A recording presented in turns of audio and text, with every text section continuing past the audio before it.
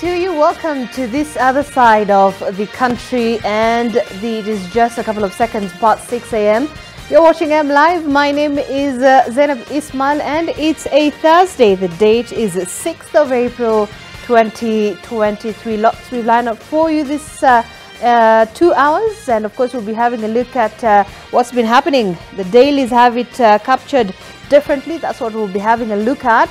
Also, a couple of stories we prepared for you, and our discussion this morning will be centered on the state of unemployment in the country. This coming in the backdrop of that recent report released by the Kenya National Bureau of Statistics. So we'll be having a very in-depth conversation on that issue, where the problem lies, and of course, so what are the alternatives. So you want to stay tuned for that. But first, NTV has learned that a committee for an extra parliamentary process is what the Azimio la Umoja side will be putting up together in their parliamentary group meeting today. Sources within the ranks of Azimio have further revealed that the minority side will present this deliberation to the floor of the House on Tuesday next week. And that failure by the Kenya Kwanza side to support it would lead to a call for a return to the streets. And as Ibrahim Karanja reports, Friday's deliberations, should they happen as agreed, will set the stage for a fallout in the bipartisan process. The resolve by Azimio la Umoja to have an extra parliamentary select committee to handle the current political discourse is still on. NTV has learned that the Azimio side is likely to front its parliamentary leadership to the committee, together with some non-parliamentary individuals to lead the process. This will be ratified in their parliamentary group meeting at Manzoni in Machakos Thursday, and a decision brought to plenary of both houses next Tuesday. Further, Azimio plans to walk out of the deal if their proposal for an extra parliamentary process is not adopted. If the other side is not serious, we will go back to our people and continue. But as the Raila Odinga team plans its way forward, Kenya Kwanza has already marked Tuesday as a day for their parliamentary group meeting, in which members into the select panel will be named. The majority leadership in the Senate maintaining to only discuss what was directed by the president. That this conversation is limited to only IEBC matters. They are also planning to have their parliamentary leadership lead the process as they dismiss talks of a deal outside parliament. To insist that he wants the process to take place outside parliament, it is assuming that he doesn't have competent people within his team. Let him have confidence in members of his team and name them to the joint committee. We want to discharge this thing once and for all. We get concerned when we begin hearing words like national accord, which is euphemism for nusumkate or handshake. That's not within our realm as parliament. That's not, we are the law-making house. We cannot be leading in breaking the law. We should not politicize. We should not have the other side like there are people trying to show Baba that there is something that is under our table. There is nothing under the table. We are all looking, and we all want good for this country. The same sentiments were echoed by their counterpart in the National Assembly. So how the two sides handle events of the next couple of days will certainly draw the next discourse for the country. Ibrahim Karanja, NTV. Well, the Azimio la Umoja One Kenya coalition leader Raila Odinga's call for talks akin to the 2008 National Accord has split opinion among the political class. Kenya Kwanza allied leaders have trained their guns on Odinga, accusing him of angling to force a power-sharing deal with President William Ruto. And while the president has insisted on the parliamentary approach, Odinga and his allies are not keen on pursuing that route, arguing that the intended results will not be achieved. And as the push and pull over the format of dialogue continues, NTV Signature Zima now dissects the nitty-gritties between the two formats. Our suggestion is to have a conversation at the national level through a process akin to the 2008 National Accord. Raila Odinga's statement was a flashback to the years when the country was recovering from its worst political dispute that plunged the country into post-election violence. Following the peace agreement between the late former President Mwai Kibaki and Odinga, the National Accord and Reconciliation Act of 2008 was enacted, paving way for the agreement on the principles of partnership on the coalition government. With the National Accord came 4 main agenda that have in a way been replicated in Odinga's latest list of irreducible minimums to the Kenya Kwanza administration. Agenda 1 was cessation of hostilities, the violence. So perhaps even in this discussion, Agenda 1 is cessation of maandamano. And then Agenda 2 could be electoral reforms. But in calling for talks anchored on the National Accord format, Odinga appears to have rattled the political class. We are saying that gone are the days when you will give government ultimatums, when you will want to blackmail government so that you can get your way. We saw a man walking back on his words. We were concerned that either he hadn't been completely forthright with members of his team. It is not proper to think that the only thing that came from the National Accord was a government of national unity. While that was one aspect, but the process in itself was as important in isolating the issues, in allowing everybody to be on board. While extending an olive branch to Raila, President Ruto called for a purely parliamentary approach to the talks. The president, whose ruling coalition enjoys a majority in both houses, maintains that the process will be fair. We've sorted out matters in a bipartisan way in Parliament before, irrespective of what numbers there are. It is the resolution of this meeting that a purely parliamentary process will not serve the intended ends. The idea that the president and the ruling party has a head start because of numbers cannot be overruled.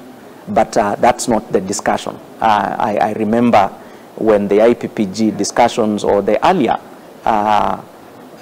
processes that did away with Section 2A, Honorable Dalmas and team were only superior by 1 against the opposition. But this will not be the first time Odinga is engaging in talks through Parliament. In 1997, the Inter-Parties Parliamentary Group, IPPG, comprising of members drawn from KANU, DP, Ford Kenya, Ford Asili and Safina, brought about reforms, some that got rid of detention without trial and the extension of Kenya's Electoral Commission to incorporate members nominated by the opposition. Political parties, depending on their strength in Parliament, were allowed to nominate certain individuals who are then appointed by the president. While that perhaps gives a feeling that every political party is represented, it is sometimes one of the most challenging, because then commissioners get there and serve the interests of political parties as opposed to the bigger country.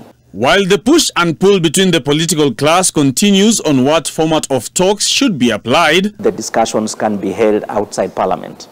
But for them to gain legality, then you need to have Parliament either pass a law or begin certain discussions that will bring certain sets of amendments on specific laws that allow those discussions to gain a force of law. So either way, we can't avoid Parliament. Sydney Chazima, NTV. All right, thanks, Sydney, for that.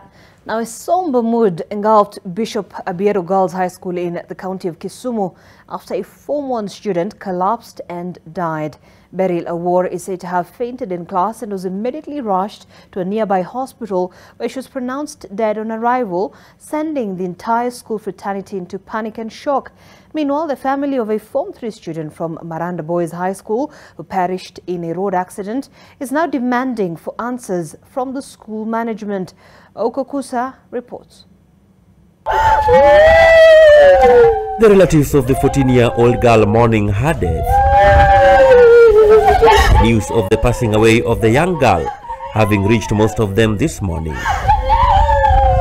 Maurice Abet, the deceased father, says he got a call from the school's principal yesterday at around 5:25 p.m. informing him of his daughter collapsing. About an hour later, the school's board of management chairman placed a call to him, alerting him of Beryl Award's death. Si wangeniambia hii kitu mapema ndio nione vile ningefanya one or two, hata mtoto angekuwa transferred somewhere else.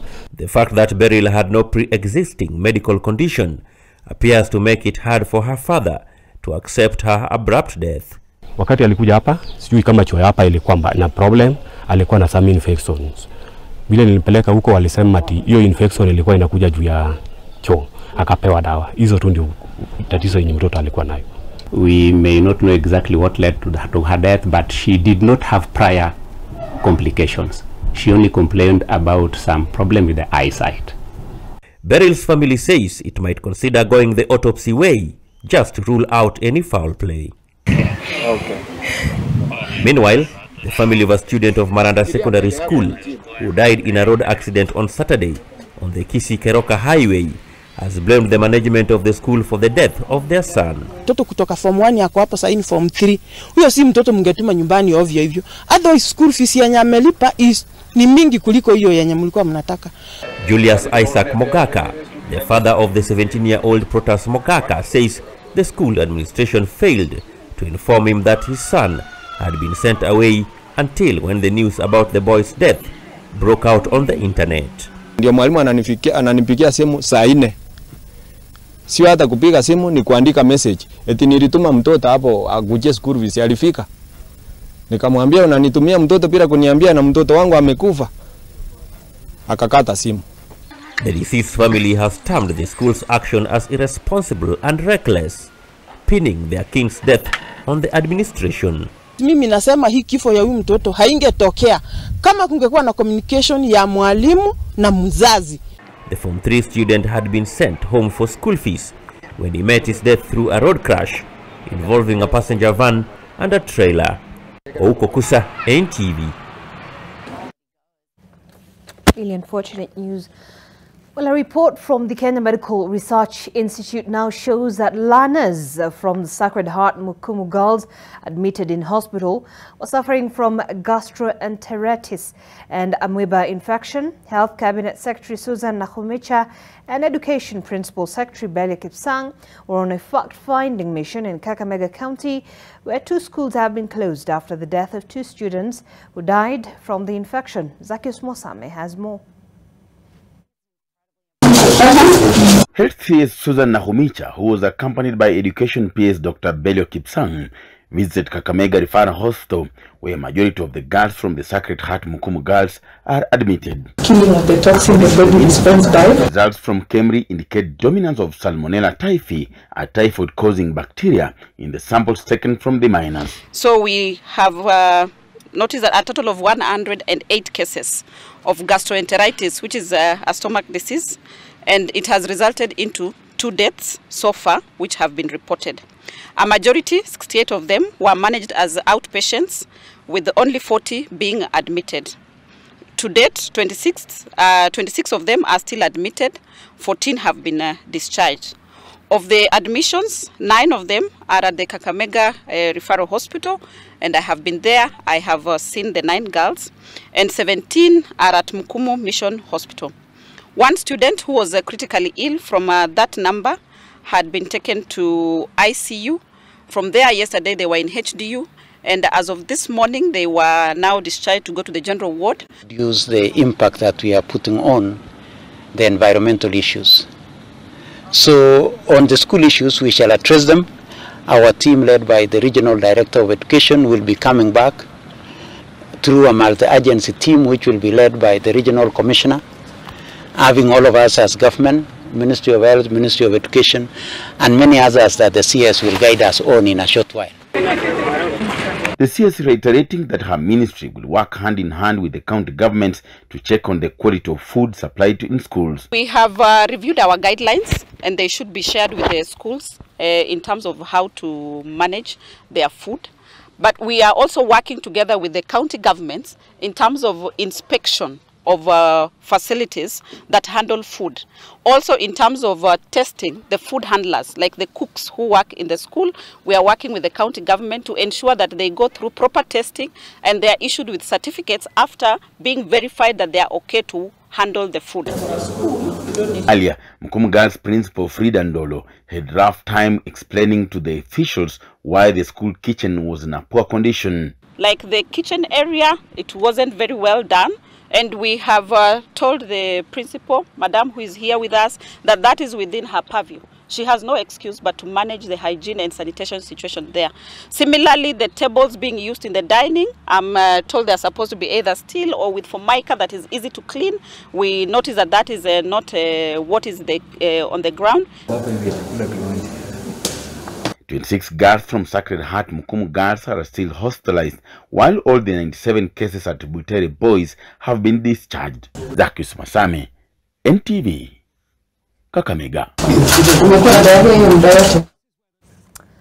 Well, NTV revisits the deaths, losses and frustrations of the anti-government protests. Last week, a police officer died after sustaining injuries during the demonstrations in Kisumu. The police said Corporal Ben Odwor was killed by protesters who hurled a stone using a catapult. However, yesterday evening, we revisited the scene, adducing fresh evidence to the contrary. Here now is our Crimes and Investigations reporter Brian Obuya with what transpired. From the onset, NTV's investigations team had been notified by junior officers how their colleague, Corporal Ben Odwor, died after missing a step when hopping back into their motor vehicle. Odwor, attached to Keroka Police Station in Nyamira County, was commanding a team of officers in one of the police vehicles on duty to quell rowdy protesters in Kisumu. Catapult propelled stone during Thursday's anti-government protests in the city. The first police signal said that Corporal Ben Odwor was overwhelmed by protesters who descended on him with kicks and blows. Nyanza Regional Police Commander at the time, Noah Mwivanda, would later say the corporal was hit by people who used a giant homemade catapult and stones as they engaged the police in running battles near Jamia Supermarket. As it would appear, police were speaking after this video emerged and went viral. The footage shows at least 4 men with a giant catapult they locally called a stone launcher setting in motion several heavy stones at police officers who were repulsing crowds using tear gas.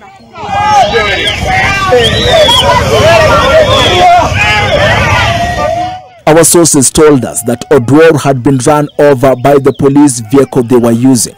We understand that Odwor, who was seated in the co-driver's seat, missed his step while retreating after they were overpowered by protesters. It is at this point where he was overrun by the motor vehicle. Akaanguka, mguu ikaingia right leg, ikaingia chini ya gari ikampita juu. By that time the crowd ilikuwa imefikia Ben. But they couldn't do much. Actually hawakumguza because wakati walikuja maafisa walikuja, the colleagues came and took him. They took him straight to Aga Khan and he was taken straight to Tiasa. Police did not stop the vehicle to pick their colleague but proceeded to the station to get a refill of tear gas before coming back to the battlefield. Now a post-mortem examination report has fallen short of calling out the police on this inconsistency. The autopsy at the Jaramogi Oginga Odinga Hospital mortuary has found that the late officer was not hit on the chest at all. His hip bone is broken entirely. His legs are crumbled, consistent with a car running him over. The waist up, Ben is very much intact. Actually, his phone yenye ilikuwa kwa mfuko, the screen is shattered completely. That could tell you that vile gari ilimpita juu ilivunja paka simu. Posing the question of how a single stone would hit a man on his entire hip bone, chest, and completely crack his phone in the trouser pocket. Worse still is that immediate former Kisumu Police Commander Noah Mwivanda told reporters that following the death, 2 men have been arrested and are set to be arraigned for the murder of Corporal Ben Odwor. It might have not been intentional, but it's only absurd to see and read what we are reading in the news. It's unfortunate. This is a guy who was serving his country in his capacity as a policeman. The best the policeman could do is at least to be sincere. Over the last 24 hours, 3 strange things have happened. Ben Odwor's family, who had promised to give interviews about his death, disappeared into thin air. A family member whose interview we had recorded has called us about 2 hours ago requesting us not to air the interview. And then Noah Mwivanda, who until 9 hours ago was the Nyanza regional commander, has been recalled to the headquarters in a huff, begging the question, who is working round the clock to cover up the killing of Ben Odwor by his fellow officers? Brian Obuya, NTV. Well, a nationwide doctors' strike is in the looming following reports of disquiet among doctors in the country. Already, a section of doctors have confirmed to NTV of having gone without salaries for the last 2 to 3 months. The Kenya Medical Practitioners and Dentists Union, North Rift chapter, has now put the North Rift counties on notice owing to delayed salaries among other work-related constraints. It's coming on the backdrop of a communication from Treasury saying that the government coffers are empty. Our reporter Lois Wangoi has more. Solidarity forever. These are two familiar tunes every time there is disquiet among Kenyan workers was characteristic of doctors' cries from the North Rift on Tuesday afternoon as they threatened to down their tools owing to delayed salaries. Consequently, Nandi County has become the first to take the doctors' threat seriously. On Wednesday, all doctors in Nandi County received their cumulative pending dues. However, other health service providers in the North Rift region are still grappling with the pay challenges. Hiyo makubaliano yote walienda wakarusha chini ya meza mpaka wa leo wajalipa mishahara. Sasa tuko mwezi wa 4 na wajalipa mishahara kutokea mwezi wa pili. Hiyo ni miezi 3 ambao wajalipa mshahara. Wengine wao wamefanya kazi zaidi ya miaka 10 na hakuna promotion. Madaktari wetu wanafanya kazi bila madawa kwenye hospitali. The medics are further concerned over a shortage of doctors across the counties, with reports that some counties have a ratio of 1 doctor against 20,000 patients, against the WHO recommended 1 doctor against 1,000 patients. There is no single county with some of those specialized services, so they have to refer all the patients to MCHRH. So the numbers are less, the doctors are overworked, and there are doctors out there waiting to be employed. According to the doctors, delayed salaries automatically mean failure by county governments to remit statutory deductions such as NHIF and loans facilities for doctors, thereby injuring their lives operations. Tunapata magonjwa mengi sana hospitali. Hata dawa ya kutumia hatuna. Madaktari wetu hapa hawana insurance cover. The almost all aspects of healthcare, which is one of the biggest devolved functions in the country, carries the brand of up to 80 to 90% of the delayed disbursement. That's why it is it's an important aspect that the Treasury and the Ministry and the county governments actually prioritize this healthcare. But even then, Treasury CS Professor Njuguna Ndungu, while appearing before the Senate Finance and Budget Committee, notified the country that the government coffers are empty. The Senate, however, wants Treasury to release over 400 billion Kenyan shillings, which are allocations recommended by the Commission on Revenue Allocation, CRA, to the counties. Currently, Treasury owes counties in excesses of 92 billion shillings for the months of January, February, and March. Lois Wangoi, NTV, in the county of Uasin Gishu. All right, thanks, Lois, for that. Well, time to take a look at what we have in the dailies this morning. I'm going to begin with the Daily Nation. I'm going to just peruse very quickly on a couple of these stories. Now, Kenya's stadium millionaires scandal. Some of the dilapidated facilities have been turned into grazing fields. That's the leading story here on the Daily Nation. Ahead of the 2017 polls, the Jubilee Party duo of President Kenyatta and then DP Ruto unveiled their re-election manifesto, promising to build multi-million shilling world-class stadia across the country. The projects commenced soon after they took office, but 6 years later, they remain incomplete after gobbling up taxpayers' money. Well, the nation went on the trail of the contractors, including one linked to the Trade Cabinet Secretary Moses Kuria. You can see a couple of faces there. Moses Kuria is one of them, and there is an amount that is attached to him. This is 259 million. Trade Cabinet Secretary Moses Kuria's Smith & Gold Productions Limited won a tender to build the Karabu Stadium in Gatundu South in Kiambu County. You can see Benjamin Kubai, 295 million. Stadium in Marsabit, Mark Mwendo, 299 million. A stadium in Wote, and WIETC president, 304 million.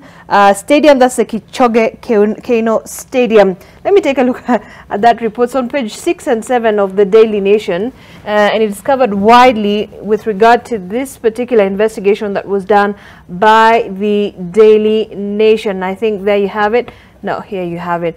Yeah, Jubilee stadiums that never wore. This used to be quite something, and a lot of Kenyans would ask, where were the stadiums? Where are the stadiums that were promised during the Jubilee administration? Well, that's what the Daily Nation has chosen to cover this morning, and it's a full splash, and you can take a look at that report.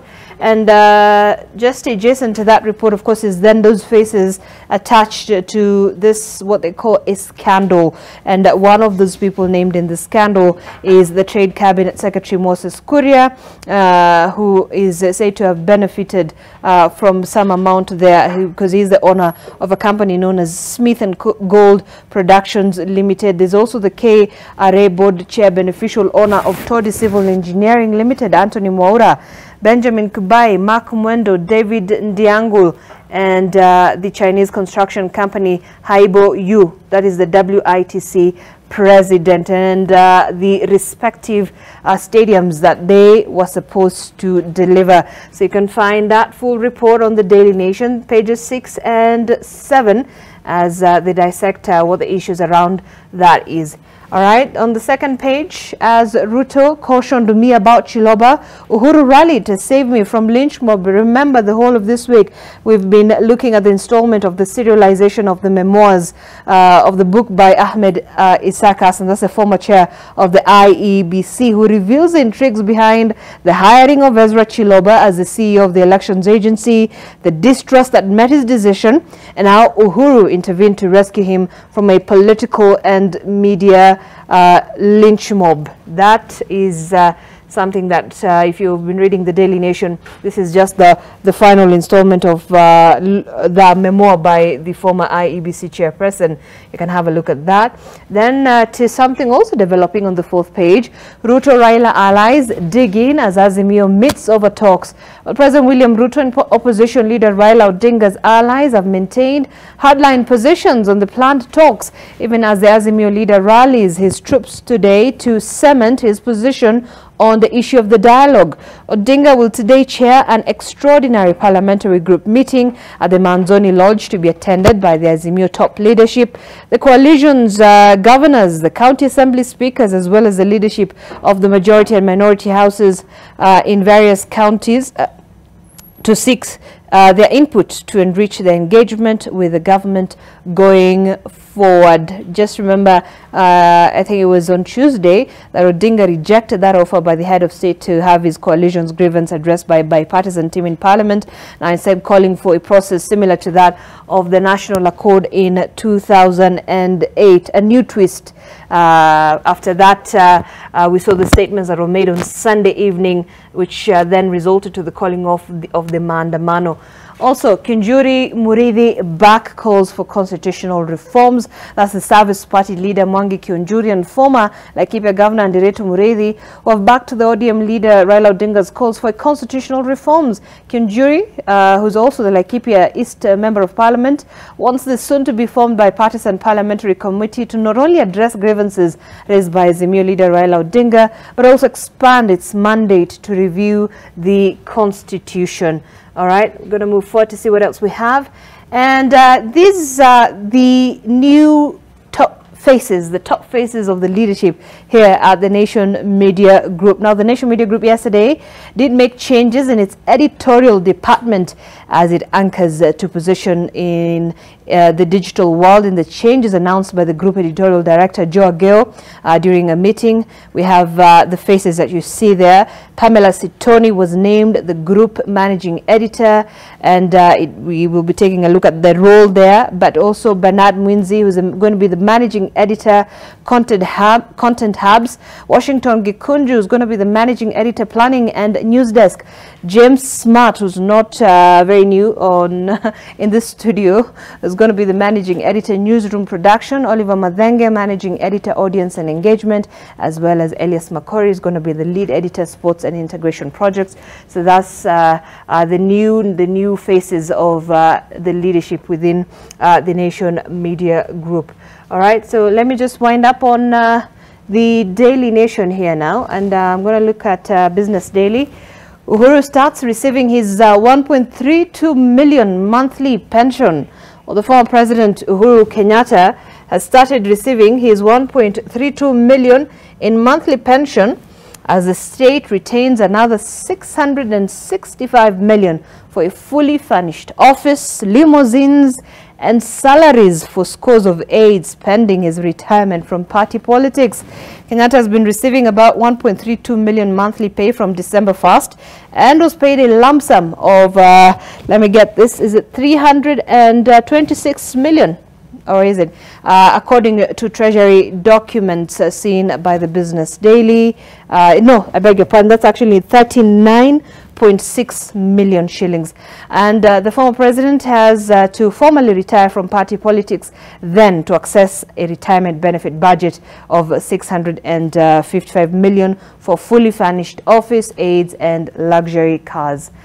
Well, away from that, share of women in public service also drops despite degrees. The ratio of women in the entry-level job groups in public service has dropped by 10% despite more of them acquiring degrees over the past decade, highlighting gender gaps in the workforce. Also on the Business Daily, angry customers flock CAK, the Competition Authority of Kenya, which has become the go-to regulator for consumers seeking redress for all manner of disputes with companies in diverse sectors, including retail and financial services. Let's see what's on Taifa Leo. Wamshika Raila Mateka. Well, you see the image there of the Azimio chief Raila Odinga and his lieutenants, or is it generals? You have Martha Karua, you can see Eugene Wamalwa, we see Jeremiah Kioni, the Wiper leader Kalonzo Musyoka, also Roots Party leader George Wajakoya, and they're asking, that's the Taifa Leo, kinara wa muungano wa Azimio la Umoja Raila Odinga yuko kwenye njia panda kuhusu mwelekeo atakaofuata katika kutatua mzozo kuhusu uteuzi wa makamishna wapya wa tume huru ya uchaguzi na mipaka, kati ya masuala mengine yenye utata baada ya vigogo wenza kumrai kufuata njia ambayo haitawaacha nje. You can get that full report there. It's on the second page of Taifa Leo, and it actually just talks about some of the issues that were also raised yesterday during that press conference by the Azimio team. All right, and away from that, on the East African, still on the same publication we had yesterday, US getting Kigali to toe the line again. And away from that, this is what we'll probably be getting into in a moment. This was from yesterday's paper, actually. And it talks about a fresh crisis for Ruto as numbers of hustlers soars. We will be looking at that in a moment, and right before I introduce my panelists this morning, I want to show you a couple of those numbers that I've prepared for you this morning.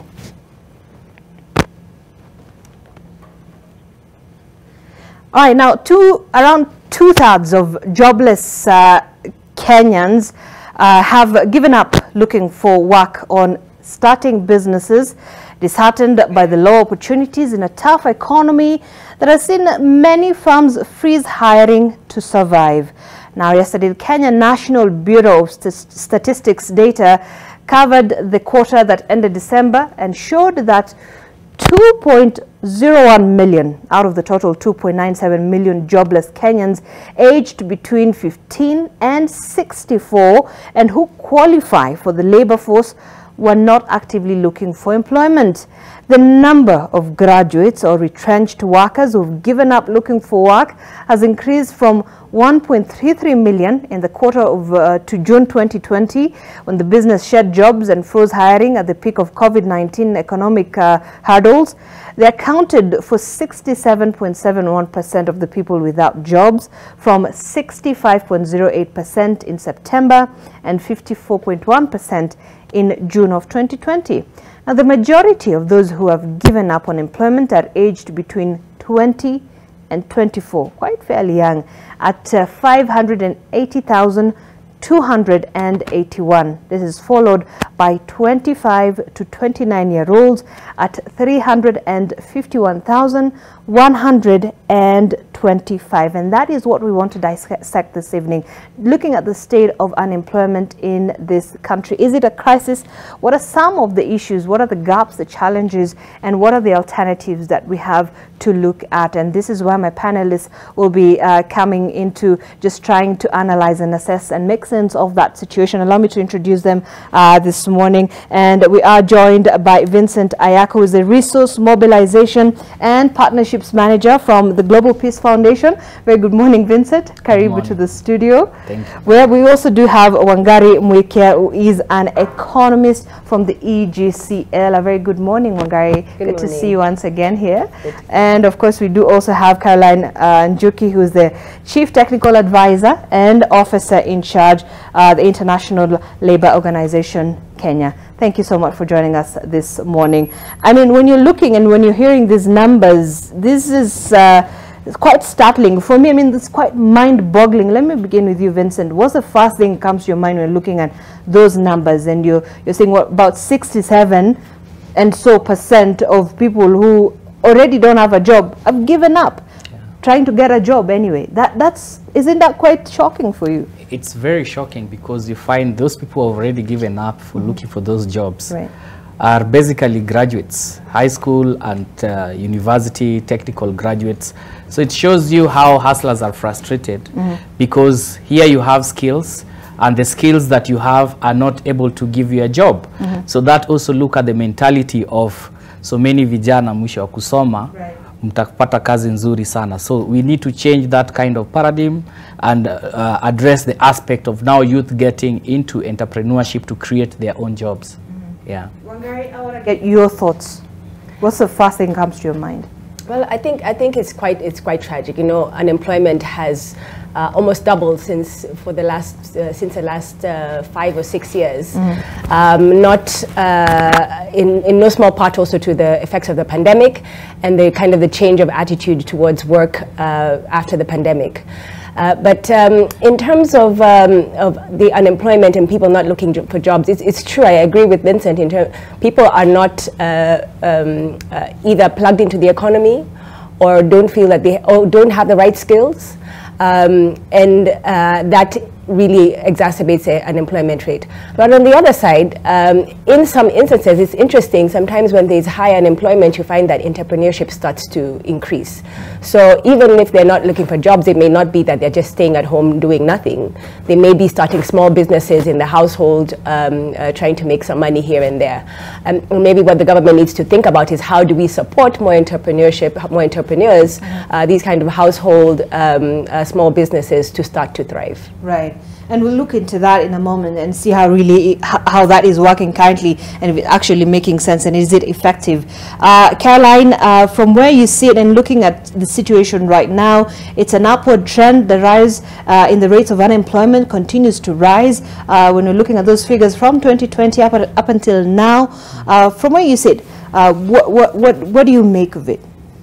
I think when you look at the figures of the last quarter of 2022, right, compared to 2021, if you really look at the data, then we see that yes, there are more people did not put themselves into the labor market, and that could be attributed to the fact that there are still perceptions that the economy has not recovered, that there is not as much hiring that is going on. But in total aggregate percentages, that actually dropped. So we see that as enterprises recover, as our training institutions have reopened and learning normalized to the extent that is possible, then especially the category that is labeled as not in employment or training, that considerably dropped. But also for me, looking at the report, I was asking myself how we do have jobs without people. So there are jobs that cannot be filled in this country, and people without jobs. Right. So what's happening there? And I think we'll be having a discussion also on the skills, the reality of skills mismatch in this country. Indeed. Yeah. And I want us to take a very quick break here on AM Live. When we come back, we'll delve much deeper into these issues. You can talk to us. The hashtag we're using is AM Live NTV at NTV Kenya. Zainab Ismail. We're going to be back in a very short while, so stay with us.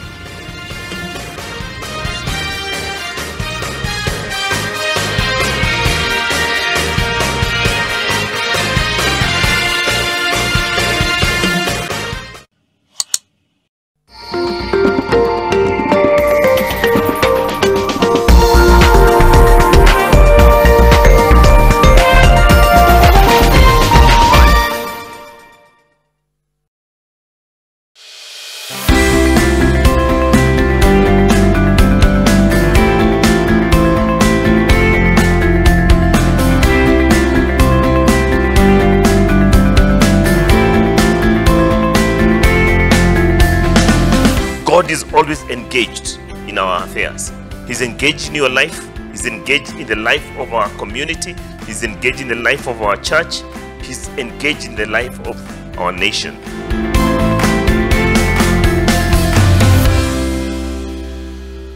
We partner with communities across all 47 counties by advancing education, by enhancing healthcare, by supporting economic opportunities. Because when we unite, there's nothing we can't do. I wanted to see if you needed anything. No, thank you. Since you didn't have dinner, I thought... Do not come in here unless you're called. Yes, madam. You get some rest. Good night. How about some more, Morales? You don't have to be shy now, as Abdul says. You're as much of a glutton as Father Juancho. Hang on! So I'm a role model now, huh? You said it was my fault they found out about us, Numbskull. What are you talking about? Your precious mule is in there right now with the cop who arrested her. They are friends. You're crazy! I don't believe you! Head over heels.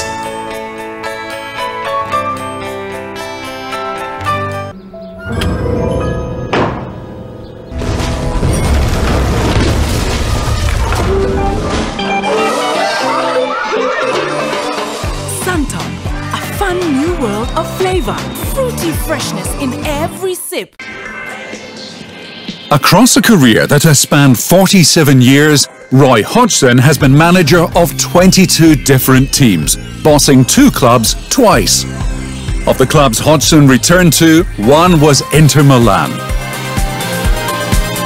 The other is Crystal Palace, not quite of Inter's stature, but always big enough in Roy Hodgson's heart to continue his football love affair.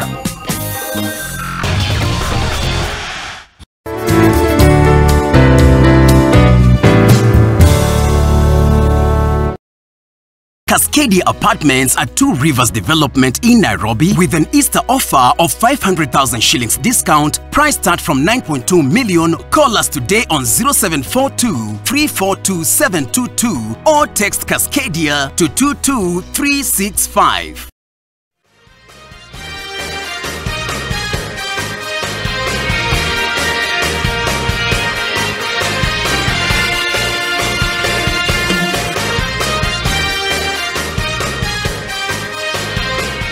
All right, thank you for staying with us. You're watching AM Live on NTV as we try and make sense of the state of unemployment in the country.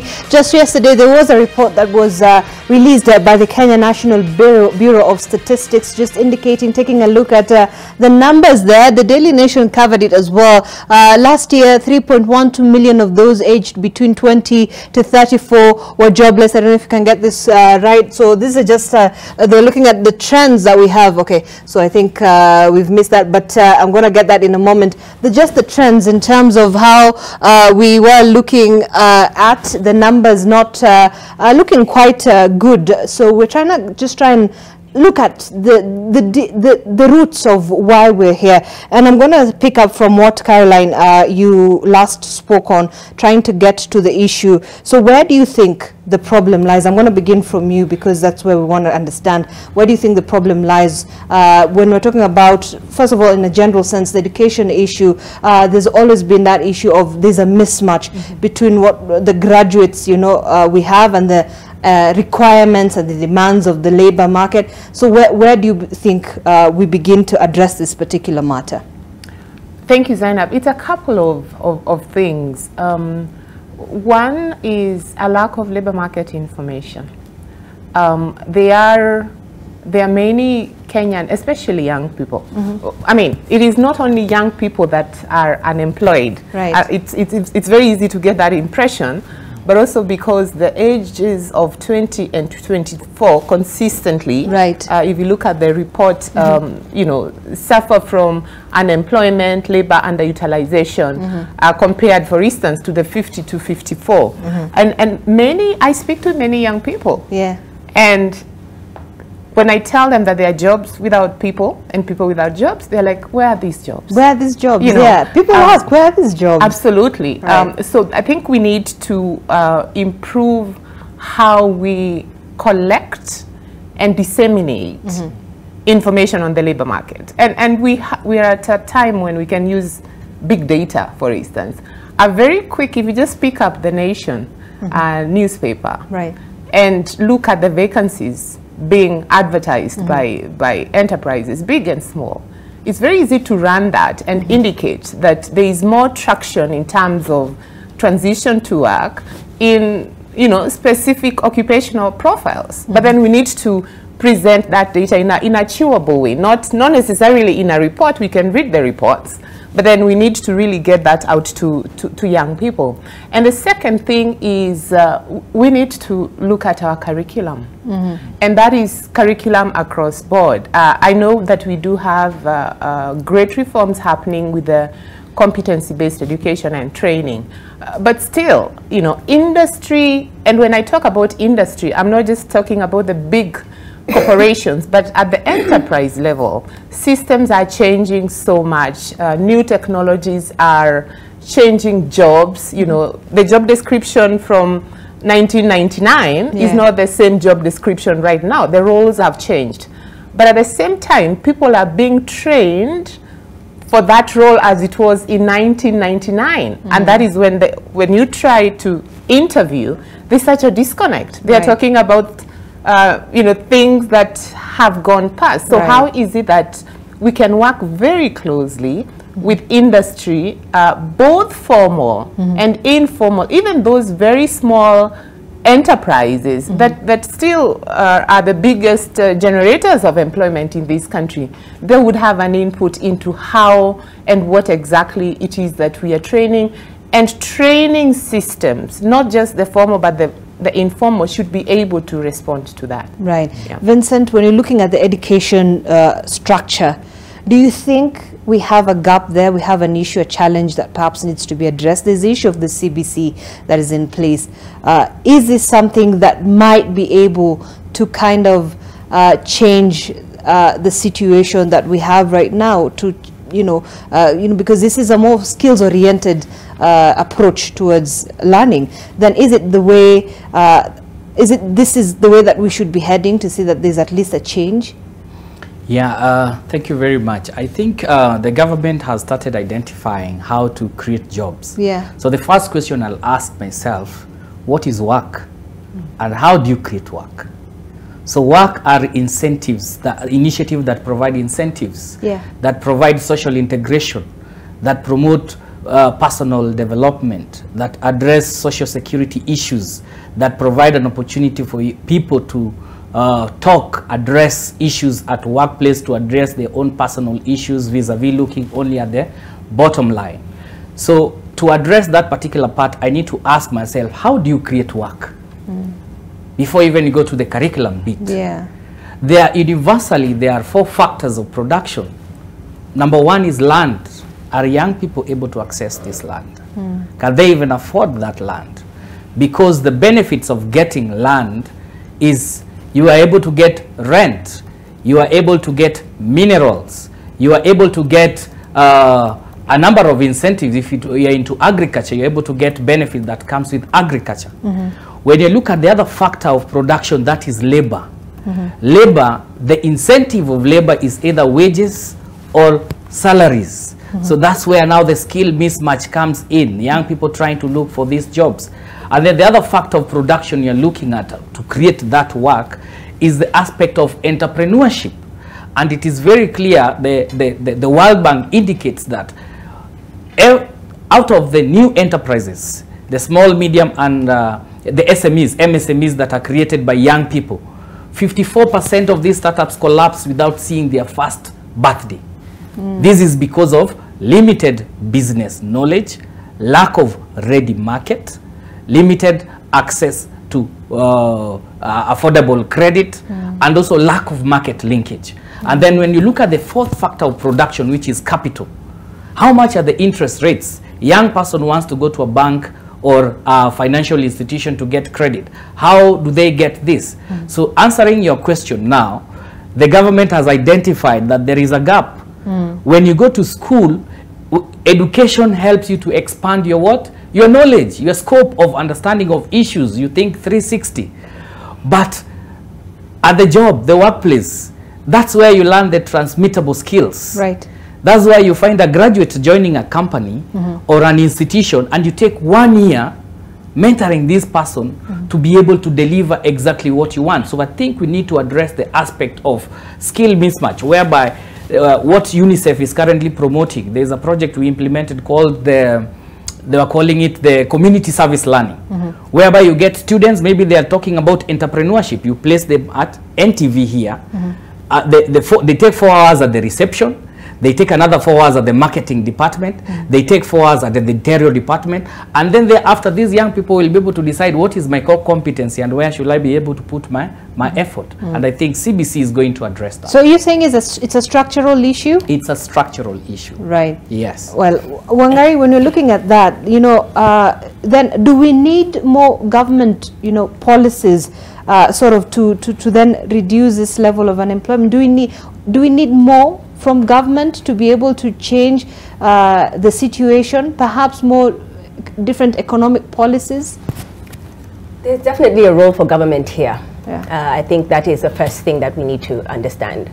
The role of government in a situation like that is to create an enabling environment for thriving business, right? So making sure that the tax environment is conducive, making sure that physical and digital infrastructure is conducive for access to employment, making sure that access to credit for entrepreneurs and small business. So there's definitely a role. And as my colleagues here said, in terms of education, I was looking at the numbers, and students go to universities, but also students are increasingly going to TVETs, right? Yes. Because universities cannot absorb all the young people that are coming out of high school. But the challenge when you look at this curriculum provided by TVETs, and this is by most of them, not all of them, you see some of the courses that are being offered. You see hairdressing, welding, things that are jobs that are not matched with the way the current, the world is going, right? So in a world where we're doing AI, you're training someone to do dressmaking. There's a real mismatch that is happening over there. So even in training institutions like TVETs, governments can have a policy to make sure that the programs are conducive for the current, the way that the world is going, to make sure that jobs match and making sure that potential employees are globally competitive. But I say that on the flip side, when AI was the big bang, that ChatGPT came out, we found out on the back end that a lot of Kenyans were the ones who were doing the programming at the back end. So there are a lot of opportunities. A lot of international firms are starting to see an opportunity here. I think also it's because sometimes the wages are low, so they can come here. So there's I think it's both-sided, right? That we're not training for enough skills, but we're finding that people are sometimes training themselves. There are online courses that people are taking. You go and they start to train themselves into skills that they're able to access. So I think definitely a role for government to encourage this, not tax people to death, not try to find people in the digital sphere to tax them, but to create an enabling environment for them to be able to thrive in this economy. And Caroline, then how then do we begin asking the government to create a more conducive and enabling environment for young people, especially who are really affected by this issue of unemployment and employment as well, to begin to realize and take to just take advantage of that particular environment? I'd just like to speak on how we create jobs, and I think my colleague, talked about work and the 4 factors of production. Yeah. We are more likely to generate jobs in sectors where we have more investments happening. Okay. And for instance, we do have affordable housing as a priority sector of the current government. Yeah. And so we look at what is happening in the affordable housing sector. There's a plan to have 250,000 houses, I think, every year. And the discussion we've been having with our counterparts in government is, what does it take to stand one house?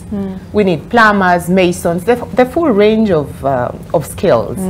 So in the different locations where we will have the affordable housing program roll out, we have the opportunity to generate, if it's 250,000 houses and make them 100,000.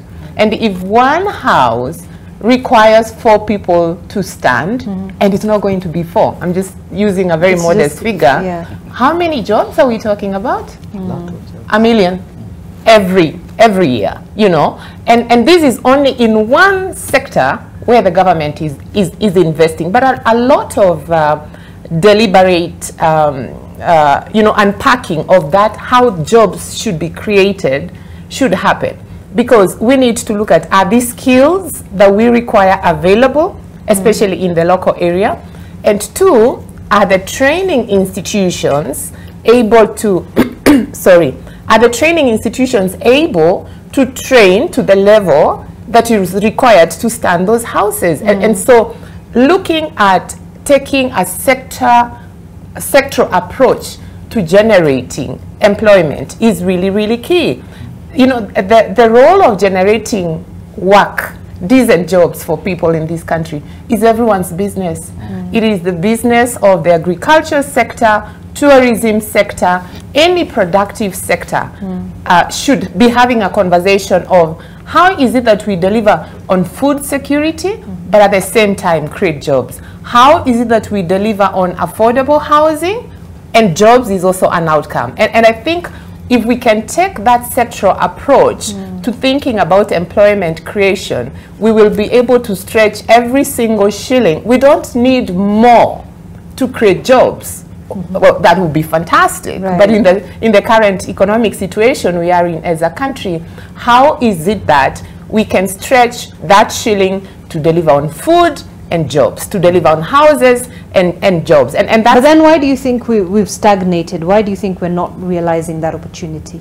I think it's we still have to crack on how to create jobs. Right. It seems very easy, it should be easy. Yeah, I mean when you just say how to create jobs, yes. You know, it looks so simple, but then it appears that there's so much underneath that, you know. Then because then is it the fact that we are not thinking in that line?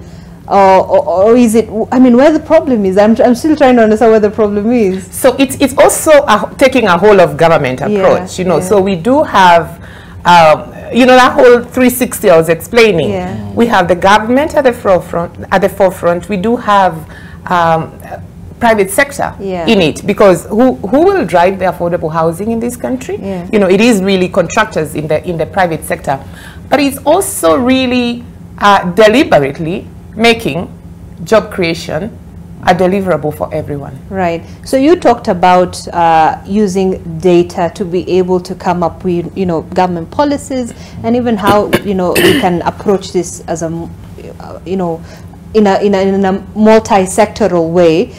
So Vincent, do you think then we use our data to sort of look into how we make these decisions to be able to create these jobs? Correct. And I want to give you, thank you very much, Caroline, for highlighting that.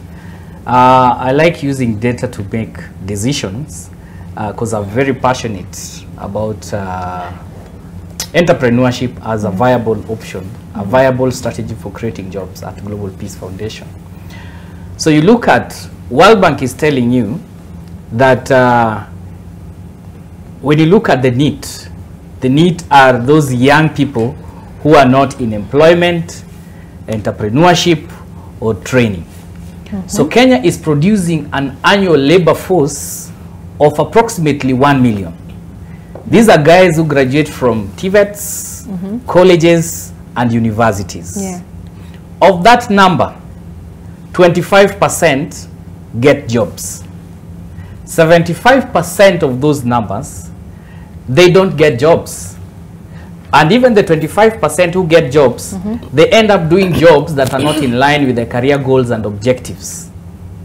So what am I talking about? So when you look at young people now who create entrepreneurship, majority of them, if you look at the data, they do not have college or university degree. They end up creating the jobs, the MSMEs. And these are the young people we are being told when they create jobs, 54% of the jobs they create don't live to see their first birthday. So they are really trying to create a job without the knowledge. Yeah. Because you find they don't have the knowledge. They are saying now these jobs, they require this qualification. I don't have this qualification. They are thinking of entrepreneurship as an option. Entrepreneurship is not an option. It is the end to itself, to creating those decent jobs. Yeah. So if you look at the data now, even when you look at now the formal and the informal employment, look at the trends. The informal employment sector create a lot of jobs for even the graduates, the TVETs, the colleges, and the university. Yeah. So as a government, where do I need to invest? I need to put a lot of effort in the informal sector because they create a lot of jobs. One of them is agriculture. Yeah. And I like President Ruto's plan is talking about the plan. And if you are an economist, you'll be able to look at the 4 factors of production, how they were able to prioritize the aspect of agriculture, affordable housing, and seed capital, the Hustler Fund. Because they're really trying, because they know agriculture contributes 33% to our GDP. So how can we create jobs using data? And what I can address is, I think sometimes is lack of goodwill or the technical understanding of some of the guys who are driving this. Because if you look at them importing labor, we are importing food, and yet agriculture is already telling you if you adopt value chain, we have 47 counties. Each county, they are specific value chain that they are strong in. So there's massive I come from opportunity. Kisumu County. Yeah. So if you ask me what are the value chain that the government need to invest in, is fish aquaculture. Selling fingerlings. Young people in Kisumu, they are selling fingerlings to young people in Kiambu. Do you know the challenge they are facing? the aspect of lack of access to market, which you can create through technology.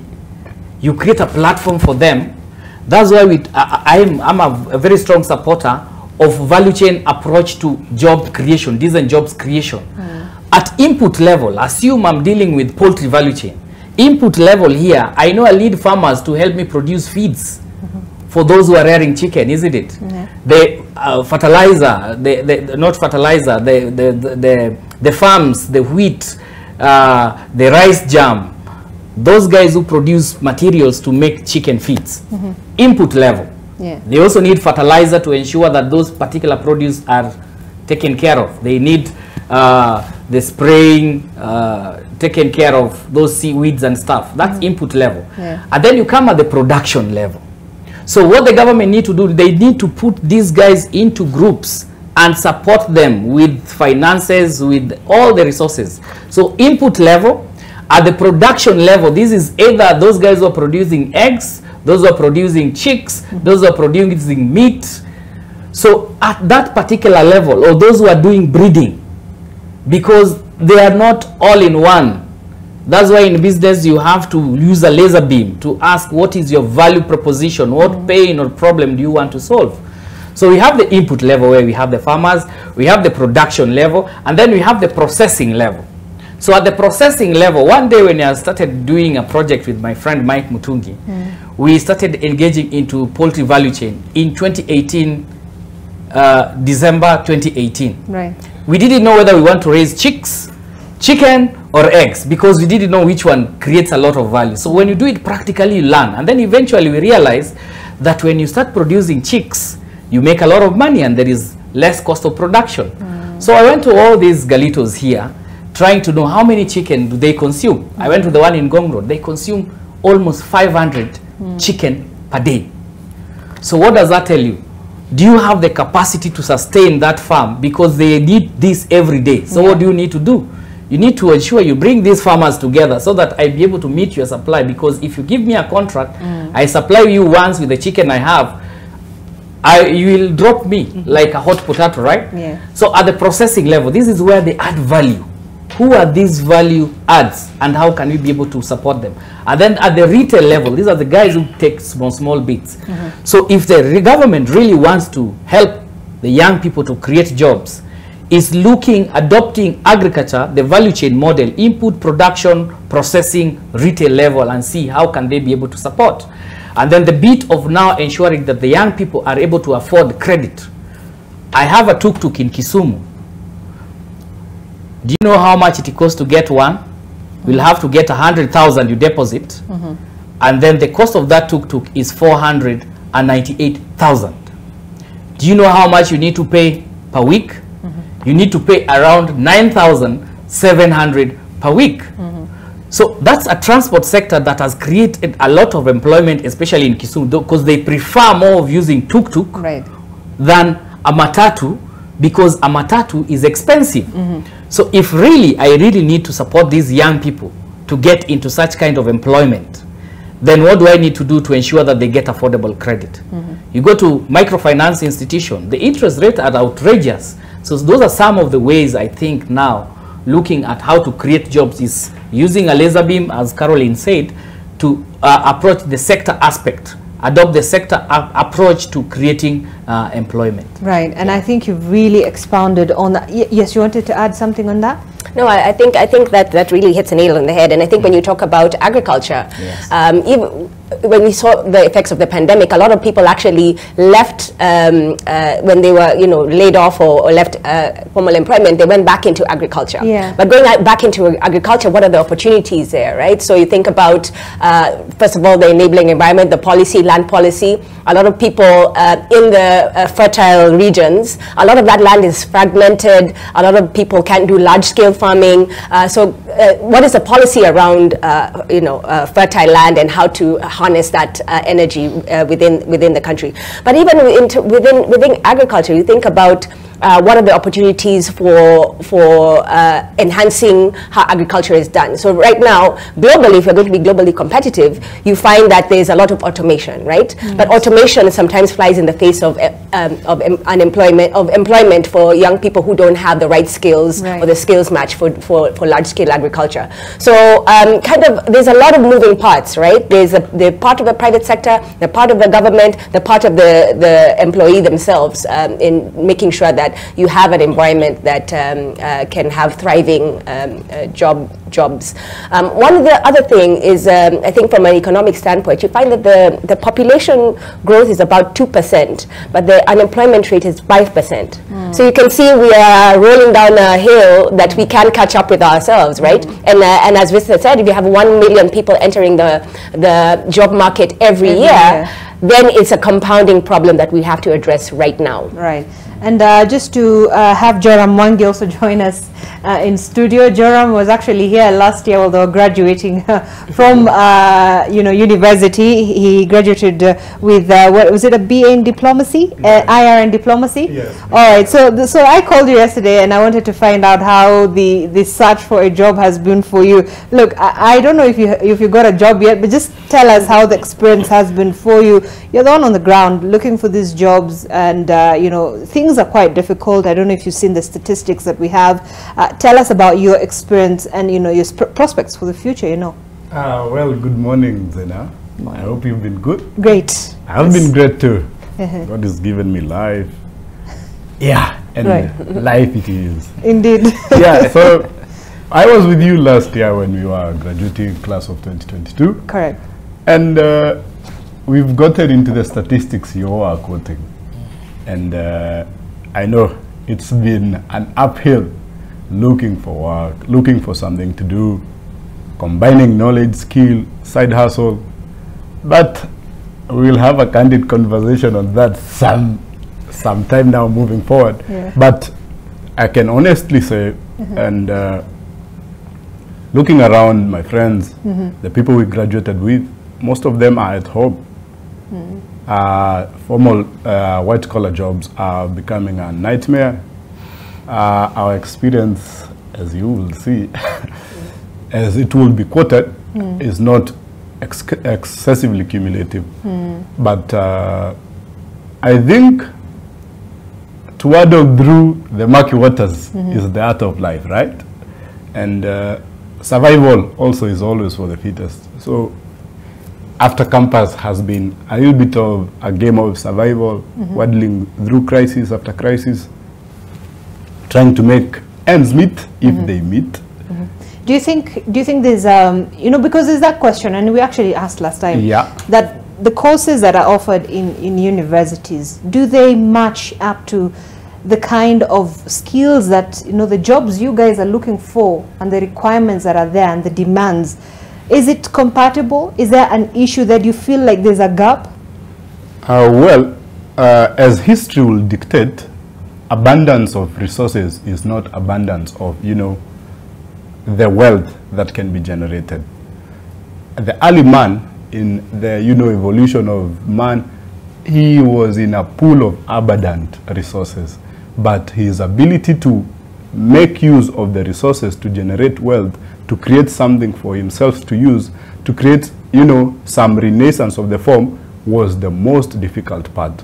And a realization for us, we have been like the early man, in a pool of many resources, but what we did has not been skill enough to help us draw a form of, wealth creation, make use of the available resources, and it has become a nightmare. So you had so many courses you went through, so all this, trainings and all these things, but at the end of it all, you feel like there's still something that you missed. When I analyzed it, after now I got into the job work, the job industry, I think we were educated, but we are not capacity built. We were given knowledge, but they did not equip us with skill. The same question when we're talking about the technical know-how. Yes. So then there's a bit of an issue there. Of course. Right. They taught us about economics, international economics, local economics, but they did not teach us about money. So it has become a nightmare. So how is money created? how do you convert 1,000 shillings into the next 10,000 shillings? Yeah. So after 10,000 shillings, how do you convert the 10,000 shillings to 100,000 shillings? And when we were growing up, I think speaking about money was like a taboo. Your parents will not tell you how much they're making, how they're making it. So after campus, now getting to convert, you know, 1,000 shillings to electricity, to food, to transport, to wear, it has become a nightmare. I think the education setting did not really equip us with the money matters. Right. They equipped us with skill, knowledge, economics, and vis-a-vis. All right, Caroline, I think you've heard, and you know, he speaks from a point of view of, you know, and I think a lot of graduates who've just come into the job market focus on this one thing, you know, 5 to 9 job, 9 to 5 job, you know, white collar jobs, but then again, that's a diminishing space. And then everybody is sort of trying to look at the other area, which is the informal sector as well, and trying to sort of see how that can be formalized. But when you hear, you know, Joram speak about, there is certainly a big issue here. They've been given the knowledge, but there is a gap somewhere. Then, you know, we were talking about the issue of multi-sectoral approach in terms of job creation. Then how do we try and resolve this issue where, you know, we need people in the white-collar jobs as well? Well, that's true. But allow me, Zainab, to just go back a little bit. Yeah. When growing up, you could not tell your parent that you wanted to be, what, in the Juakali? Yeah, you industry? can't. What is that? You know, and I think, but the question is, where are we as an economy? What are the skills that Kenya really needs? Kenya first. And I know we can train for labor migration, but what are the skills that we do need? And once we identify what it is that we need to drive our economy, how do we also engage parents, young people especially, in the making of career choices?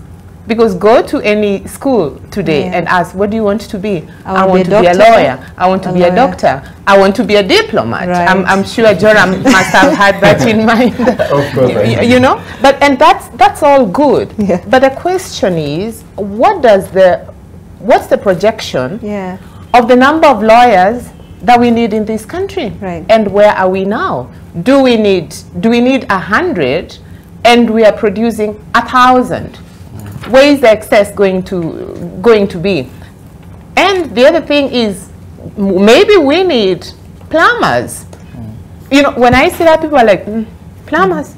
Yeah. We don't want to have conversations about the skills that pay. Yes. Because at the end of the day, what really matters is someone's ability to meet their needs. Yeah. You know, there's no bad and good job. It depends on, is it a decent job? Is it a job that allows you to pay your bills, support your families, etc.? And that brings in the role of career guidance and counseling. And it is a gap that we do have in Kenya, and we've seen that. Because how is it that we translate the knowledge that we do? Because we first need to get that knowledge and information, and unfortunately it's a little sketchy. And take that back, not just at young people at university or at TVETs, because that could be too late. But start very early on, and now with the competency-based curriculums, how is it that we package that in a way that young people can digest and see that there are bigger options? So yes, we do need white-collar workers to drive our economy. And we do need those blue-collar workers. And the reality, which has been very consistent, and that will continue to be for the next decade, I can bet on, is that the informal sector will continue to offer more opportunities for most of those people that are transitioning mostly from training institutions. So it comes back to the question of, then how do we facilitate that informal sector and the conversation that my colleague was talking about in terms of access to capital, enabling our business environment, and also what I alluded to later, determining what skills are those that are required by those enterprises in the informal sector. For me, it's not an either or. It is what is it that is needed to drive this economy, and what are we doing to prepare the workforce to be able to integrate into those production units. So it works hand in hand. Absolutely. All right. Yes, and I think to contribute to that, I think there's a really interesting point. But I would also venture to add that yes, there's no economy that's full white collar. I mean, let's be real. You know, you need the KYMs like me who are on the ground doing. You know, but at the end of the day, even plumbing, even hairdressing, even welding, there are ways that people are doing them now. Yeah, so if you're training people to do welding the way they used to do it in 1980, It's please, different. we're out of touch, right? We need to be making sure that we have progressively updated our curriculum and are doing things in a way that match where the world is going. Even I was doing a study the other day on TVETs, and we were asking them, are you taking into account environmental sustainable development goals? And I mean, sometimes we talk about these like a fluff, but at the end of the day, the world is moving towards climate sustainability. Are we still using resources that are polluting the environment? And if we are, then those jobs, if the international firms are coming to Kenya, they're not going to hire those people because those people are not doing things in an environmentally friendly way. Even if we're doing the housing sector is growing, and we're making sure it's one of the pillars of the Vision 2030. The investors that are coming here are bound to some of those tenets, environmental sustainability, etc. So are we equipping even the blue collar worker to work in a way that is in line with what is happening in the economy today? Then also couple that with the informal sector, right? You have the informal sector that we have about 138, I was reading a World Bank report yesterday in preparation for the meeting today, or this panel today, saying 138,000 companies, firms are formalized in Kenya, most of them in Nairobi. Compare that to 7.4 million MSMEs in Kenya. About 14% of those are in Nairobi, the rest are outside of Nairobi. So if you see even the opportunity within Nairobi for MSMEs is limited, looking at the rest of the country, because I think a lot of our conversation here is centered about our experience in Nairobi. If you go to Garissa, if you go to Taita Taveta, if you go to Kisumu, if you go to Meru, it's a completely different situation there. And thinking about informal sector, because they have to kind of fly under the radar, they are hiring maybe 2 or 3 employees, maybe 5 or less, people who don't have the skills, potentially don't have the skills to scale. The company can't, the firm itself can't scale. So you feel like you're really just in a vortex going down, right? We have the energy, we have the young people. Everybody says they're young people in Africa, so Africa is the future. But if we're not enabling our young people to then form jobs or grow their companies, and we're just waiting for international conglomerates to come and suck up our young people, then we're not doing ourselves, we're doing ourselves a disservice. A disservice, all right. Vincent, you wanted to add on to that? It's okay. Zainab, if you just allow me for 1 minute, sure. and those are some of the issues that we are also responding to as the ILO. For instance, we have been working with a TVET authority to develop their competency-based education training standard and integrating, sustainability. We are also integrating disability because, we also have, I don't have the numbers on the persons living with disabilities, but that's an entire population that we also have to be mindful about, even as we talk about general unemployment or labor force participation. So that is something that we are doing, and also what I spoke to before on sectoral approaches, that is capacity that we're providing to key institutions of the labor market. The ability of training institutions to respond to labor market realities. And because that means a shift in curriculum, but it also means engaging with industry to really determine what type of a welder is it that you need? We had experience with a welding training that we provided, and you know, when I told people we are supporting young people to become welders, they asked me what were kuchoma. There are so many of them around, but then it was a very specific welding curriculum geared towards extractives and you know, heavy industrial welding. And we saw when we partnered with the Kenya Association of Manufacturers, so that we also had these young people get hands-on experience at the workplace, and that's a game changer. Do you know what our transition rate was for these kuchoma? It was 60%. Wow. That is high by all standards, but because it was responding to a need, the Kenya Association of Manufacturers affiliate members said, this is exactly what we need. And we will welcome these young people to our industries, train them well for ourselves. You know, imagine that. It's something that many of us cannot imagine, but where the skill, the requisite skill is available, then those opportunities open up. All right. And I think we have to take a break on that note, so that's what we're going to do. But talk to us, sampling some of your views on our social media platforms. The hashtag, as always, is AM Live and TV. What do you think about the current state of unemployment in the country? We'll be back. Stay with us.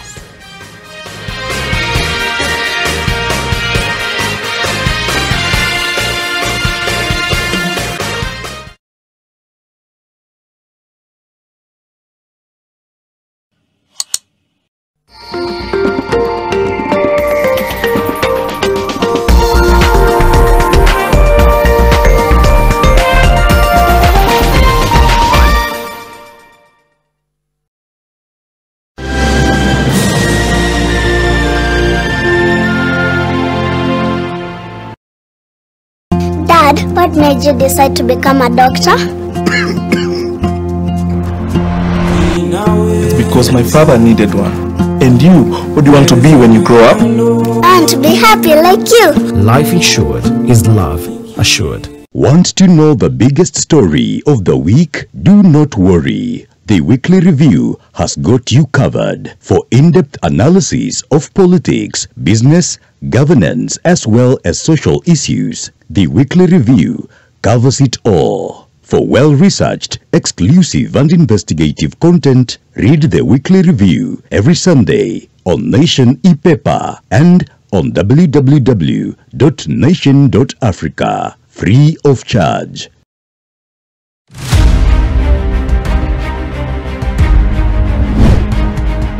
Oya, niaje wazee watu wangu wa power, DJ Mwapa hivi kama kawaida. You know how we do it kwenye radio yako 96.3 Nation FM, where good music lives. DJ Mo, DJ Kamuzi alongside MC Jawochi, the host with the most. I'll see you. DJ Kamuzi, the musical chef. She wants to be like. Kutoka radio mtu wangu tunaingia kwenye TV na pale hivyo tunaletea ngoma zingine Ital 2, tunaletea mpaka guests all over the world kutoka Jamaica, Kenya, East Africa, name them. Ama ni aje Mo? Yes I, na kama kawaida sisi kama Jam Down tuingia kwenye area kwenye mtaa yako mazee. Jam Down on the road mazee, tuambie ikuje wapi? Jawochi kila sato anakuletea reggae news, what's trending.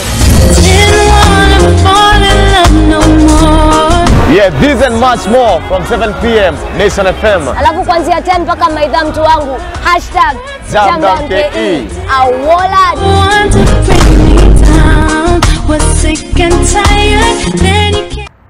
I wanted to see if you needed anything. No, thank you. Since you didn't have dinner, I thought... Do not come in here unless you're called. Yes, madam. You get some rest. Good night. How about some more, Morales? You don't have to be shy now, as Abdul says. You're as much of a glutton as Father Wancho. Hang on! So I'm a role model now, huh?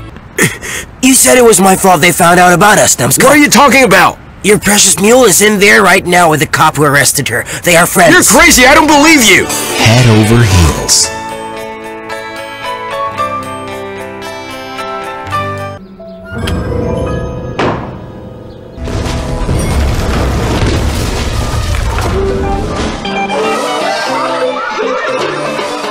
Santon, a fun new world of flavor.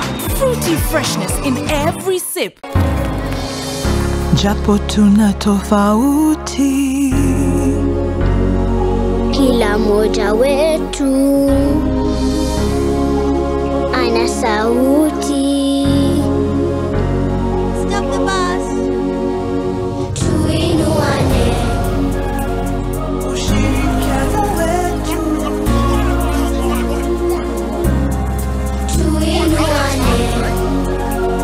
Na ukaribu wetu. Tuinuane. Tuinuane.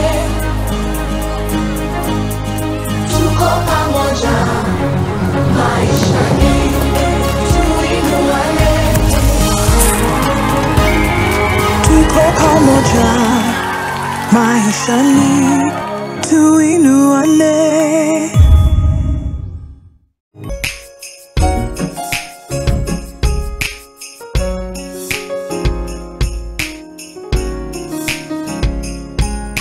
My baby is famous for her happy dancing moves because she's always happy. What's the reason for this happiness? Molfix dryness. It's what all mothers dream of. Come on, mothers, try Molfix baby diapers and be part of our happiness movement.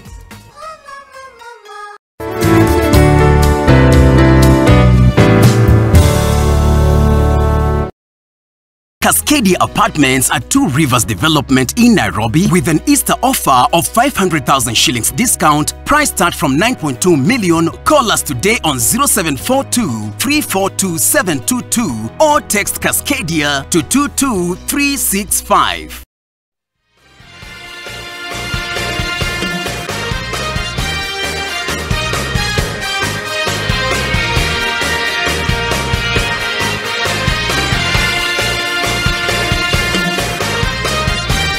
All right, thank you for staying with us. You're watching AM Live on NTV as we continue to assess the current unemployment situation in the country, especially among young people. Vincent, I know you were speaking about the issue when you were off air, but you'll tell us about that. This issue of, you know, incubating young people and creating that opportunity for them. But before that, I was just quickly taking a look at an opinion article that was published by The Standard about 2 months ago. The headline is 4 radical solutions that will address unemployment in Kenya, youth unemployment, right? So I'm going to mention those 4 solutions that this person has mentioned. So they're saying don't employ anyone over 45 years. So we're not, we're not going to focus on that. Make internship mandatory, such that all organizations should offer internship to university and college graduates for a minimum of 1 year to provide sort of an opportunity for them to learn, you know, what they didn't learn in school. To rethink the experience requirements such that graduates should not be required to have work experience, such that many young people today, especially graduates, do not qualify for jobs or even have their applications accepted because of this requirement. And also, okay, so this other one is also quite radical, which I am sure you will all disagree perhaps, that the retirement age should be moved back to 55. I don't agree with that because we're all aging.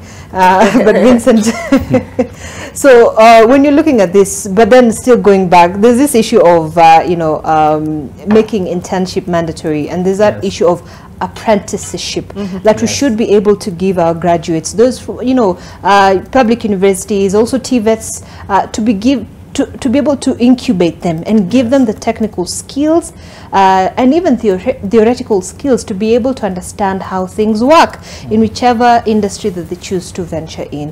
I think this is something that we should be able to look into moving forward. Yes, as I mentioned before, that education expounds your knowledge on issues, but the job addresses the skills. It supports you with the transmittable skills. So I tend to agree that we need to really invest more on internship opportunities, especially for the fresh graduates. And the government and the private sectors like us, we also need to really give them opportunities to learn, because as you prepare the next generation of leaders, you need to do what is called job shadowing. Even in organizations like here, for instance, you are running a very critical department and you have employed that one individual person, and if that person gets greener pasture, you go back to the drawing board. So when you do job shadowing, you are preparing, of course, this person with experience, but there's also this other person who is upcoming. So as you see, there's a skill mismatch between what is offered in school vis-a-vis what the market wants. So you find a graduate, he graduates, he has the degree, he has the certificates, he has the grade 3, grade 2, grade 1 from the TVETs, but he'll require skills. So to address that, I want to give a practical example of how we do our LEAP hubs, Leadership and Entrepreneurship Hubs. So the Leadership and Entrepreneurship Hubs, it's geared towards equipping skills to these young people. How do we do it? We get a fresh graduates, we look for an opportunity, either if you're in the hospitality industry, it's called envisioning. Imagine you are working with somebody, with all the due respect, from Lower Karen, where I'm very passionate about, and also Mathare, and you're trying to remove these young persons from that kind of environment to make them understand they can also be able to realize their full potential. So it's also a mindset. It's a mindset issue, right? Because you'll place this person, but are you also addressing the self-esteem aspect of this person? There's an initiative we did with the World Bank before, and we were training these young people on TVETs. And you know where we were placing them for internship? At Intercon, at Hilton Hotel. So what do you think happens to the attitude of that person? Because your attitude defines your altitude. Yes, this person has the skills, he needs to be placed under an experienced person, and then that's why the radical issues, the 4 issues, I don't think we really don't need to employ somebody who is over 45, because they also come with experience. So we need both the young and the senior citizens. So when you do job shadowing, you're able to equip these persons with skills relevant in the job market, because what is offered in class vis-a-vis what you want here, especially here, for instance, at NTV, before you give that person a full contract, of course, you'll also have to be very convinced that this person is able to deliver the job. So I support the aspect of internship and giving young people opportunities to sharpen their skills. Joram, did you get that opportunity? I did. And it was a lovely experience, especially a student of government and international relations working under the Ministry of Agriculture. It was eye-opening, that day. And I think to build on that, because companies cannot always hire everyone. So that aspect of giving you a company experience so that you can have a mindset of starting your own or building something unique outside. You know, we say any problem is equitable to a solution. And in all solutions, equity is business. So if you solve problems, you get businesses. So I'm thinking the aspect of putting learners into internship programs will give them an opportunity to feel the aspect of solving problems. And when they solve problems, they create businesses. This also can be tied up with incentivization, because if you want companies to build up this culture, as the government, we need to incentivize companies. So I'm thinking tax rebates for those who are offering maybe 10% of the employee are interns. Tax rebates, they get maybe a 5% tax rebate, and that will be a good incentive, because the policies. So it will create more opportunities. Yes, policies, when their policy reform coming from problems solves more solutions. Something else, we need to also speak about new opportunities. I'm thinking there has been a steep growth of hybrid job working system and remote working systems, and especially for companies outside Africa. Let's take a case scenario. When you pay, you know, developed countries have minimum wage systems. Do we have them in our country? We'll speak about it. It's another conversation. So, of course, we'll speak about it. So when we look at maybe USA, England, these big countries. So they're sort of shifting. Yeah, they are sort of shifting. Change. Instead of paying people to be in the office, they can pay someone in Africa, India, to work at home in their computer and deliver the same work. Haven't we seen it all happening, like really a lot? So if this is an entry point, then what do we do about it? Remember, stats don't lie. Kenya, we are third in Africa in telecommunication access.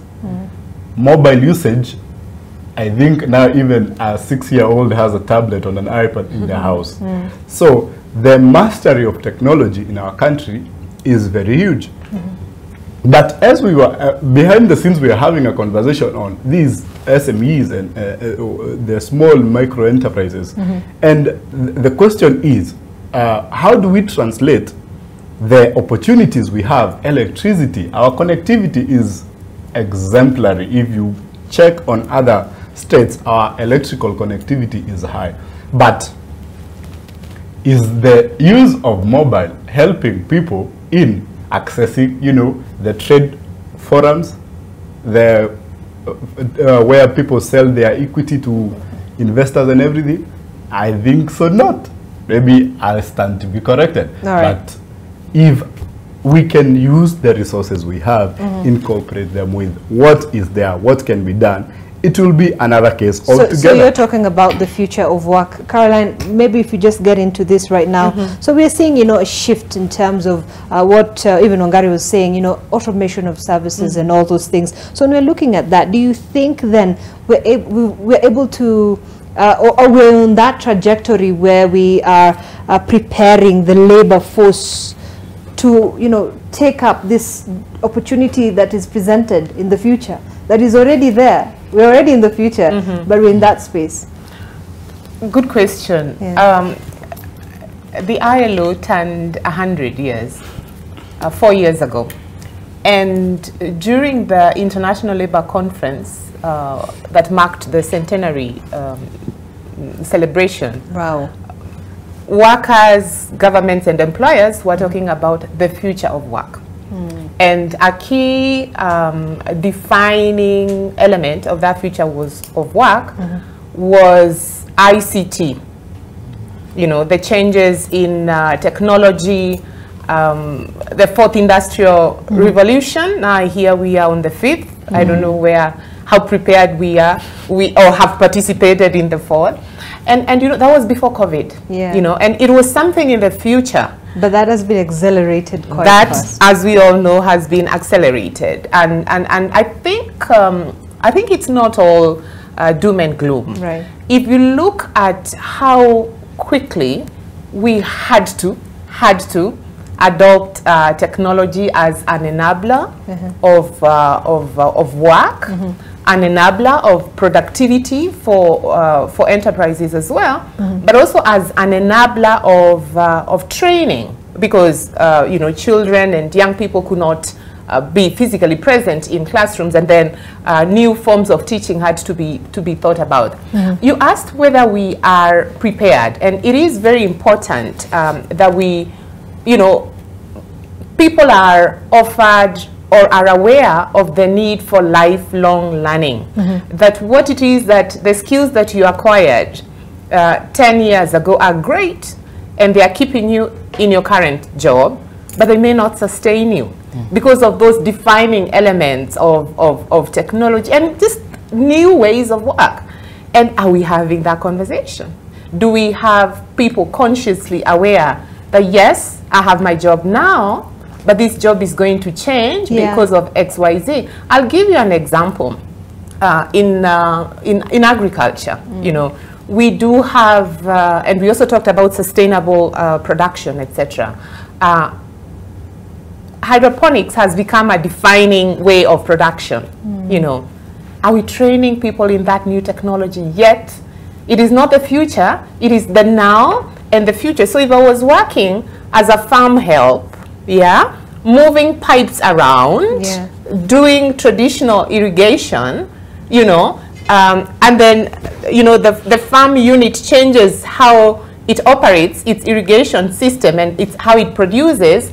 How is it that I'm not bumped off, but I acquired this new skill that allows me to stay employed? And that's the essence of lifelong learning. And then two, I'd like to speak to the reality of gig work and the place of digital skills, digital preparedness, human skills coupled with technical digital skills, because that's really, really key.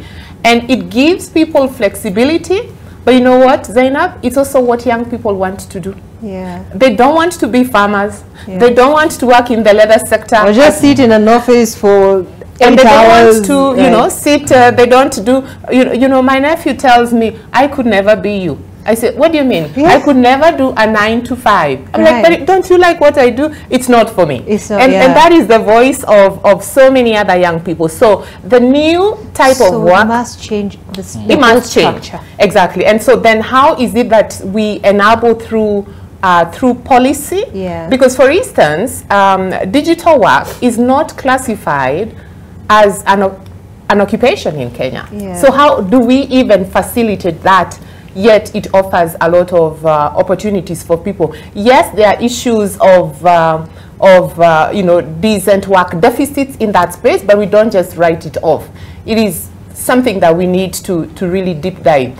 And you know what is happening? We've had conversations also in this place, and we'll have a conversation coming up next week with the Ministry of ICT and the Ministry of Labor. Right. We do have a Bachelor of Science graduates in computer science graduating, and they cannot get gigs. Right. Because they are trained in one thing, but what is required to get the work done is another. Completely different. And then they have to go and sort of try get that hands-on training. Yet they do have 4 years of training. So how is it, are we really preparing? What do we need to do? We also need to look at those projections on what's coming. What are the technology-enabled jobs or the technology jobs that we need to be training for? And it is for Kenya, but it's also globally, because when you work remotely, then you can take up assignments all over the continent. But lastly, if you indulge me, Zainab, I would like to speak on work-based learning. And oftentimes, we talk about internship. Internship is very formal. Remember, we do have these 85 to 90% thereabout informal sector. Yeah. Do we consider people who learn under the you know, the mechanic where I come from in Mwea, do we consider that internship? No, but you know what? Those are the people fixing our cars on Kirinyaga Road and other places. So also, how can we tap into this pool of really qualified masters of their trade? We call them master craftsperson. But do not have the academic papers. Exactly. So that we support them to be able to take on these young people and be able to train, because their core business is not training. Their core business is fixing our cars. But we can empower them so that when young people come in, they're really able to pass on that knowledge. And that improves the quality of the experience that comes out of there. And that can open up opportunities for young people to live in formality and hopefully work for Toyota or those other major big companies. Thank you. Thanks. And Wangari, you know, as we wind up, because we're almost running out of time, the level of, you know, unemployment in the country and the economic impact in general, this is something that we should certainly be aware of. So then, from, you know, your advice to key stakeholders, the government, and also those who are seeking employment and job creation, what do you think we should be able to keep in mind? Well, I think definitely unemployment affects the economy quite in significant ways. I mean, if you're not having people who are productive in the economy, then the economy suffers. But I wanted to make four quick points in reaction to what was said. Yeah. So I think number one, internship is important, but I think it's even a step further. I'm not even talking about internships. I'm talking about apprenticeships. I'm talking about even curricula, formal curricula in universities. My view is that you should have a formal education, but on the you have the curriculum taught education, but alongside you should have an opportunity for students to be able to work in real firms. That's what they used to do in the 1800s, 1700s, those days back in the day. People come out of high school or from their households, and they go and learn from the masters of the trade. I think that is vital, and I think if I was to make a recommendation to the educators and the policymakers, I would say change the curriculum have formal classroom training, but also alongside just as valuable training on the ground. Secondly, you mentioned retirement, retirement age at 55. I think people try to continue to work 60, 65 because they don't have enough money. They've not saved enough money. The pension is low. The structures for them to survive post 55 are very, very low. So I think even in terms of government policy, government should start to think about how do we reform an NSSF, how do we support people as they grow older. The third one, leapfrogging. You know, we used to see how the Asian tigers, you know, they developed because they went into manufacturing and they were able to be very successful, and now they're transitioning into service-based economy. Us in low and middle income countries, we are seeing a transition directly from agriculture sector to service sector with the help of digital. All the, you know, everybody talks about M-Pesa. We also talk about people are using different apps. Kenya, we have a Silicon Savannah. There's a lot of interest in digital and creating a service-driven economy. And I think on the tag, so we are seeing going from agriculture to services, and services is then now bringing up manufacturing. So I think the government needs to think about how do we create a structure that allows for more of the service sector to harness that energy, and then to also on the back end, which is counterintuitive, to then grow the manufacturing sector. And then the last one I want to say is in relation to what was said earlier. Young people are changing the game, and we need to change with them. Before the young people were subject to employment and saying, what do the employers want? How do we fit with what the employers want? Now the young people are saying, we don't want that. We just talked about, we said we don't want it. This is how we're working. We have to retire when we're 30. So please, you need to organize yourselves according to how we are. So it's true. The workplace has to evolve to how young people are working. And I think it's for the better. The world needs to evolve. The world evolves. It evolves in ways that we can't even imagine. We look at Gen Z and we shake our heads. But, you know, that's going to be the norm in a few years. So we have to adjust to how they work. And I think if the government takes these 4 points into consideration, we will create an environment where we have a thriving workforce economy that is supported by young people. All right, Vincent, your key last words as we move forward. Yeah, so I think for my end, I think is I'll just advocate for what we do at Global Peace Foundation Kenya on business incubation and acceleration, and we've been able to move around and engage various sectors, and we know where the problem is. And of course, we want to complement the government in addressing that. So business incubation and acceleration is key. Like for instance, if you go to KMTC, majority of them are graduating to look for jobs outside. But they didn't know if you're doing nursing, the other person is doing pharmacy, the other person is physiotherapy. We can come together, create a business, and create employment for other people. And also when you go to high schools, you find majority of some of the teachers who are teaching entrepreneurship, they have never done any business anywhere, so they are just teaching. Some of them are teaching theory. So can we be able to have these people engage into viable businesses so that when they're giving examples, they're able to give practical examples and solutions? I also visited one of the TVETs and one of the universities, and in a pool of 50, I asked, these are students who are doing entrepreneurship, I asked them, how many of you have got registered business? Out of 50, there are only 4. How many of you are running business? Only 4 were running business. And then I asked, how many of you have got registered business? Only 1. And they're studying business. So the training these people on business incubation, from business ideation, product development, the business model canvas that talks about the value, the customer relation, the revenue stream, key partners, key activities, key resources. 1-pager document. Doesn't matter which course you're doing. All these courses, if we take them through business incubation and acceleration, we are able to address the challenge of unemployment. But aside from what you're doing, do you think that most of these young people and startups that you're sort of trying to help lack mentorship? Yeah, as I mentioned, World Bank is already telling you that the young people who start businesses, 54% of those businesses will collapse within 1 year. Right. Because of limited business knowledge. Correct.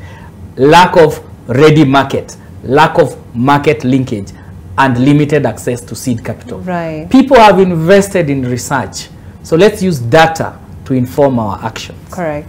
Joram, you have the last word. You know, as someone who's, I think you're also still looking for a job at this point, what is that key advice for the other young people like yourself who are just graduates and trying to make it in life? I would really love to reiterate on the fact that, and we have all said it so much and repeated it again and again and again, it's not always a white-collar job. Yeah. It is always work that you can do to earn yourself a living before you can get to a job that you know with mandates and that is mandatory and you can exercise on. So my word to my fellow young, you know, Gen Z, if that's what you call us. Well, you're Gen Z? No, I am not. So but we are at least connected at some point, so yeah. I cannot go off them, but okay. The truth of the matter is they need to invest heavily in value addition education. Okay. If you are from Nyandara, where I am from, and we grow a lot of potatoes, what can you do with potatoes that can make that one sack of potato that is 2,000 shillings to earn you another 4,000 shillings so that you can substitute on production and earn an extra dime on whatever we are doing. Okay. They have to invest in technology, they have to learn, visit investment hubs, agriculture hubs to learn more. Additionally, they need to move away from unnecessary expenses. Thing is, it doesn't matter how little you earn, so long as it is frequent earning. Okay. So I'm thinking, plumbing jobs, they are very frequent, even though they will not seem really. You know, you're not in the office typing letters and memos. Not but plumbing, okay. Frequent jobs. But we should open up. That's what you're saying. Like yes. We should be able to think out of the box, open up our minds, and see the opportunities that are there. Of course. Okay. You know, beauty jobs. You always have that lady who polishes it. Right. Okay. They have frequent work that is giving them something. All right. I also want very quickly, because I'm going to wind you up. Your key point, last point. We also need to look for opportunities in promoters of growth, where we can substitute electricity for something else, where we can substitute, using fuel for something else. So green energy, sustainability, vis-a-vis all those factors. And something else, they also need to change their mindset. Okay. They need to realize that it's the long game. It is a little bit of risk investment that gives you opportunities, and that is what the art of survival business is. All right. And thank you very much, Zainab.